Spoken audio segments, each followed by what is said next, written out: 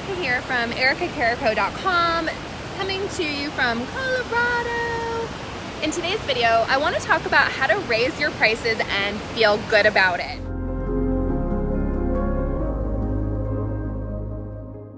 I think that there is this really big thing going on right now in the coaching industry where everybody's talking about how you have to have a high ticket offer and how you shouldn't be charging anything under $5,000 for your programs. And while I do agree with this to a certain extent, we don't start out that way. Like when we're just starting our business, the last thing we want to do is feel out of integrity and feel out of alignment, like we're charging too much.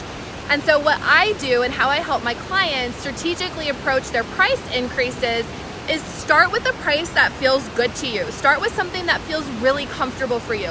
For example, now my programs, my one-on-one program is like $13,000 and above, right? To work with me for 3 to 6 months or a year, it's even higher. But I did not start there. When I started, it was $697 to work with me for 3 months. And that was where I felt comfortable. I wanted to know that I could get results with my clients. I wanted to know that I could create transformation.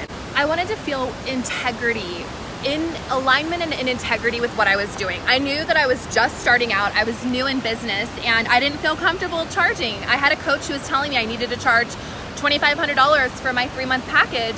I did not feel comfortable taking someone's money at that price point. And so it would have felt completely out of integrity, out of alignment for me. 1, I wouldn't have been able to close a sale, and 2, I would have completely sabotaged it if I had closed the sale.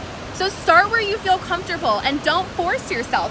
You know, I do feel like we need to start at a price point that stretches us, that feels a little bit uncomfortable, but not out of alignment, right? So I started at $695, had a couple clients, moved that price up to $999, had a few more clients, started getting some really great results, moved that pricing up to $14.99, then to $2,500, and then just going up from there, right?